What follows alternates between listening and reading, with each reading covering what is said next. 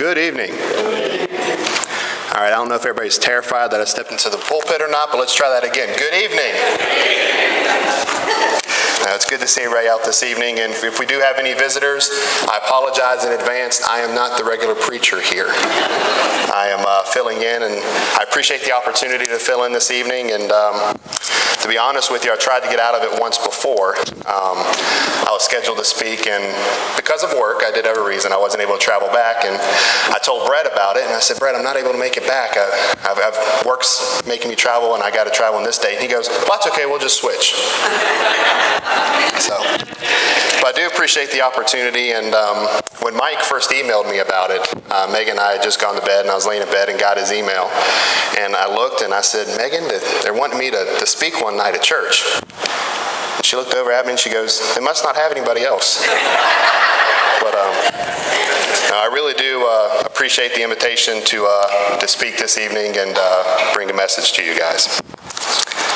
My grandfather always told me that whenever you're speaking, especially at church, whether you're leading a class, you're speaking or anything like that, to talk about a topic that really relates to you and something that you may personally be dealing with, because then you're really speaking from the heart. You're speaking about something you're trying to relate to somebody else as you kind of go through it together. So this evening, I've kind of got a lesson to talk about, and if you want to, am I supposed to pop it up or is it? There it is. Okay, it does work. The power of song, or the power in song. And it's something that personally myself over the past few years, both when I was just getting out of grad school, moving here to North Carolina, getting married and different things like that, it's something that I've been going through for the past few years, and something that I thought I'd share this evening. So me, myself, I've grown up in the church, and the congregation that I actually grew up in Virginia was the Lake Drive Church of Christ in Vinton, Virginia. And for me, I've always thought about growing up, you always picture those Sunday mornings, and they had big windows in the church building, so you just remember like those Sunday mornings and the light was just coming in.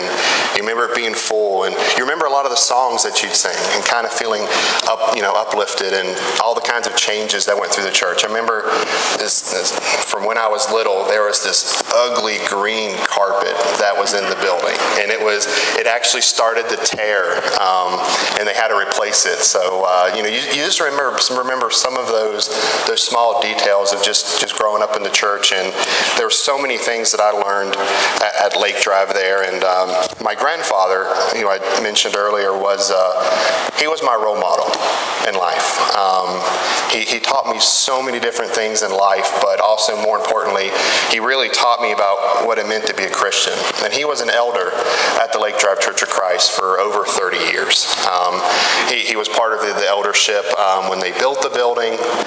Everybody was at some sister congregations, and they were growing, started this congregation, paid off the mortgage, and there were so many different things that he was a part of in that church, and really for me was a great role model. My grandfather passed away about 5 years ago. And for me, it was one of the most difficult points in my young life that I've experienced so far.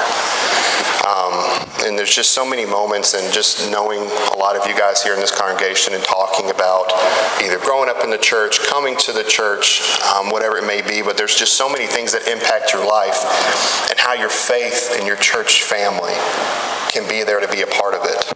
And for me, that was one of the most difficult things. I was still a student at UVA at that time, and I was actually working there over the summer in the athletic department, and my mother called me and told me it was out of nowhere, an unexpected thing that really shook my family. Because he wasn't just my role model, he was the guy that was the patriarch of the family. Everybody went to talk to, and that wasn't just my family. That was the same as my church family. I remember going to Lake Drive that Sunday morning after he had passed. It was an unreal scene. The entire congregation, just those memories of growing up, it wasn't there, because everybody was feeling that impact. And for me, it was a moment where I was struggling. I struggled with the fact that this had happened in my life and what was going to happen from it. Oddly enough, months before he passed away, I was visiting my grandparents, and for whatever reason, the topic came up about songs they wanted at their funeral. And it's odd thinking about it now, but my grandfather mentioned there were some songs that he wanted: Old Rugged Cross, Amazing Grace. And, my grandmother and I remembered that conversation and never thought we'd have to worry about it that soon. But it was something we had talked about, though. At church that morning, though, my grandmother heard a song. And when they were going over the song list, she said, "I want that sung again at his funeral." And for me, when we sang it at the funeral, and again, so many people were here at the building that you see we held it there at Lake Tribe. There's actually so many people, they had to turn people away because they ran out of parking completely. And the building was completely full. And the message that my grandfather would have liked to have had, we shared that with them. But the song that we sang of "It Is Well With My Soul," and again, growing up in the church, I'd heard this song so many times, just like so many others. But it never really hit me of what that song was saying. The words to that song, what it means as a Christian. And there in that moment, I truly realized, even though I've been a Christian, I'd grown up in the church, it didn't hit me until that point of what song can actually do for us as members of the church and as Christians. And I've just got here, just reading the lyrics of themselves, it just, for me, being in that moment of, it's just, everything was being said to me right there. When peace like a river attendeth my way, when sorrows like sea billows roll, whatever my lot, thou hast taught me to say, it is well with my soul. My sin, oh the bliss of this glorious thought. My sin, not in part, but the whole, is nailed to the cross, and I bear it no more. Praise the Lord, oh my soul. And this is the one for me where it got to me of, and Lord, haste the day when the faith shall be sight, the clouds be rolled back as a scroll. The trumpet shall resound and the Lord shall descend. Even so, it is well with my soul. I remember just in that moment of, this is something for me as a Christian I need to pay more attention to. Of what is the purpose of us in looking at song? A couple of verses here that probably a lot of you are familiar with and we've always talked about. Ephesians 5:19, I do have it here, but if you guys would like to turn to it. Ephesians 5:19, speaking to one another in psalms and hymns and spiritual songs, singing and making melody in your heart to the Lord. And then there in Colossians 3:16, and we'll go back to Colossians later, but let the word of Christ dwell in you richly in all wisdom, teaching and admonishing one another in psalms and hymns and spiritual songs, singing with grace in your hearts to the Lord. Growing up in the church and learning these things, these are the verses a lot of times that we relate to in terms of looking at why we sing in the church when we don't have musical instruments. Because again, there's another verse in Revelation of not to add or take away from God's word. But these are the verses a lot of times that we look at in that. And I'm not going tonight into musical instruments or how we do that in worship. But for the first time, I looked at these verses of what's actually being told to us here. Of not looking at it as, okay, in terms of church order, this is what we're supposed to do. But looking for us to look at it in this way of speaking to one another and making melody in your heart to the Lord. Now that has to mean something with how you're doing that when you're singing. And again in Colossians, of let the word of Christ dwell in you richly in all wisdom, teaching and admonishing one another in psalms and hymns and spiritual songs. The purpose of why we do that, singing with grace in your hearts to the Lord. This is much more than just us looking at it in terms of how we are to sing, how we are to do that in worship, but what we're supposed to do with ourselves in that moment and also as a congregation, what that means for us to sing, what it means for us to uplift one another. Because I know in that moment for everybody singing in that congregation, it made that impact on me. Just a couple of things to think about. I'll actually go back. I had a couple more thoughts of when you truly read those verses for what it's asking us to do, how many times, and again, this is me because I've been there and I think that and I struggle with this myself, how many times when we're in worship and we're singing the songs that it almost becomes a routine? Of the song comes up and we sing the song because it's time to sing the song. And sometimes we forget the part of what we're actually doing in this moment of worship, of singing to God, glorifying Him, edifying and bringing up each other.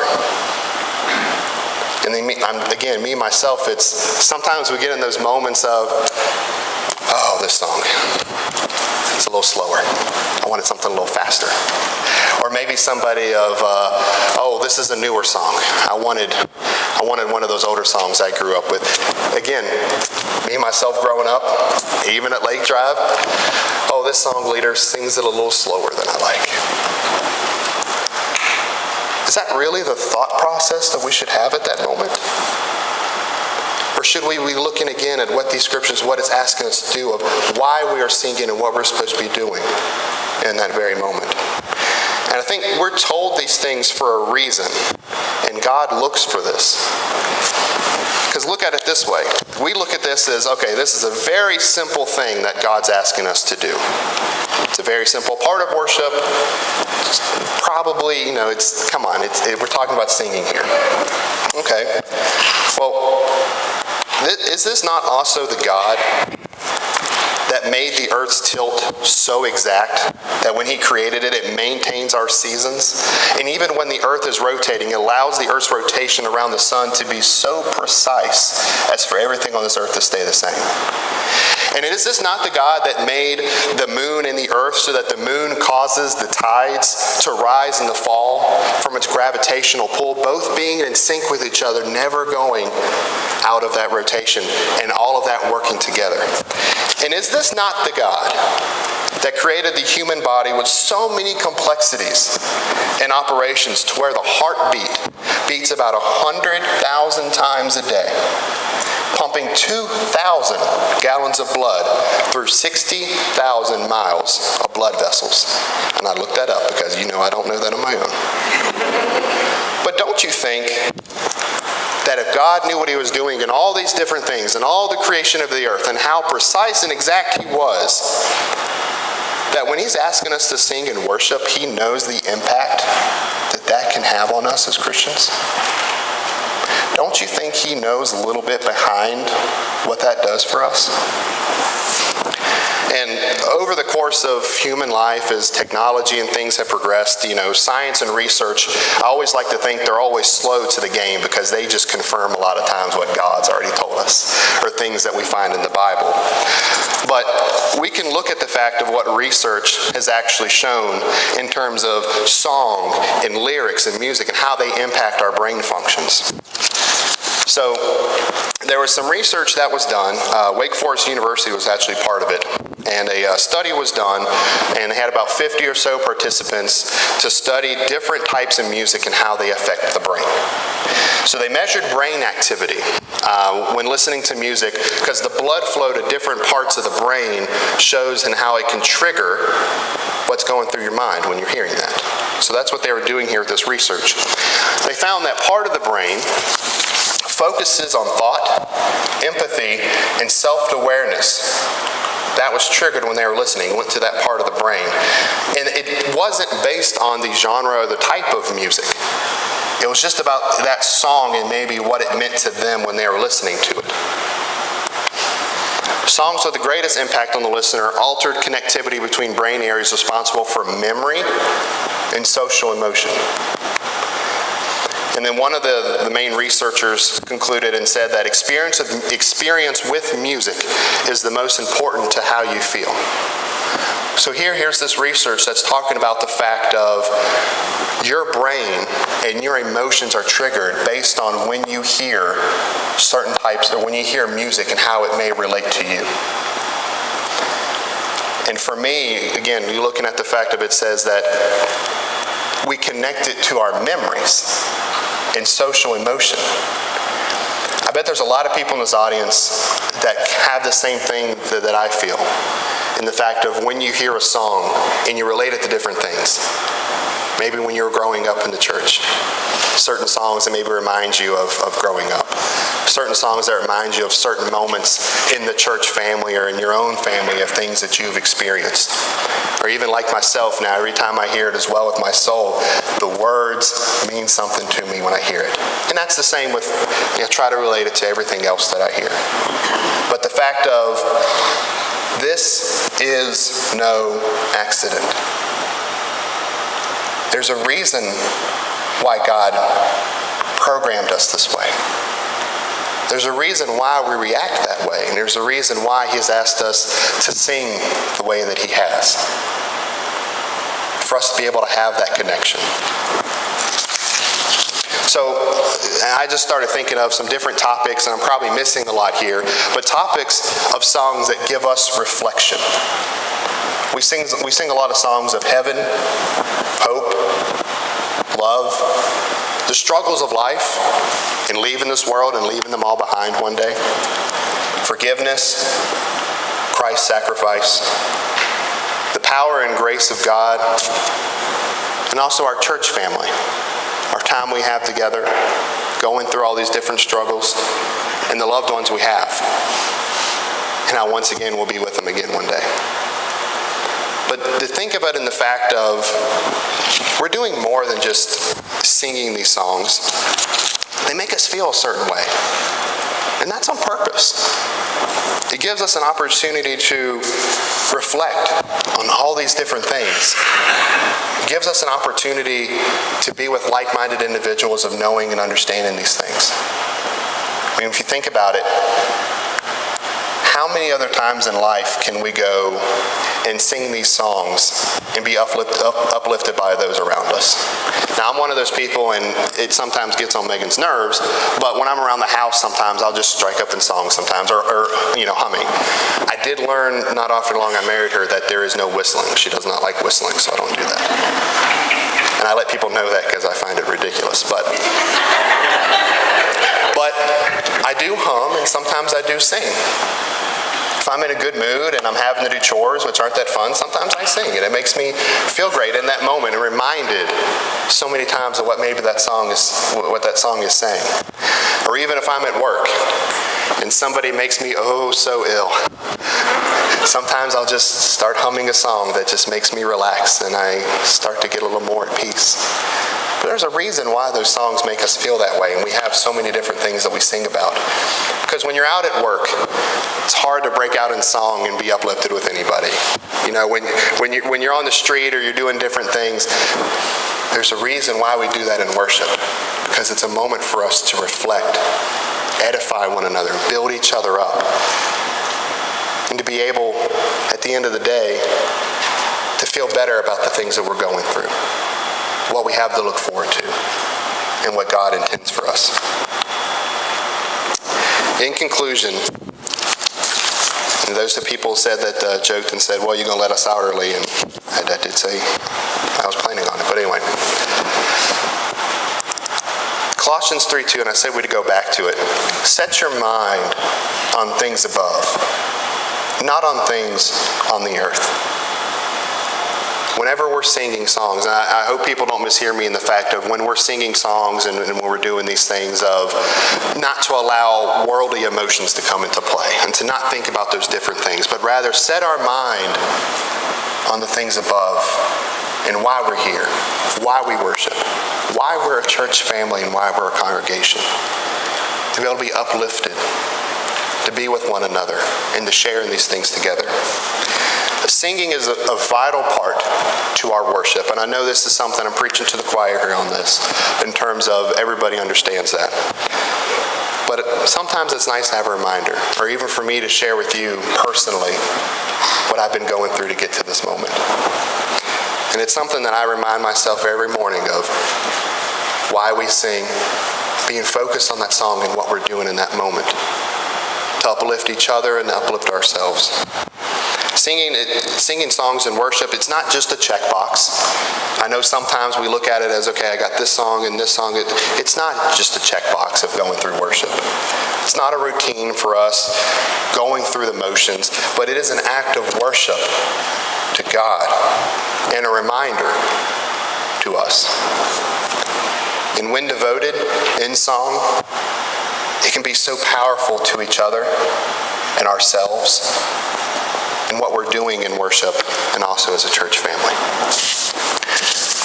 If there's anybody here tonight that has any prayer requests or anything they'd like to bring to the church, they do offer this moment for you guys to come forward, and some of the elders will talk to you. Or if you haven't answered the call today to become a part of God's family, to become a Christian, we offer that moment to you now as we stand and as we sing.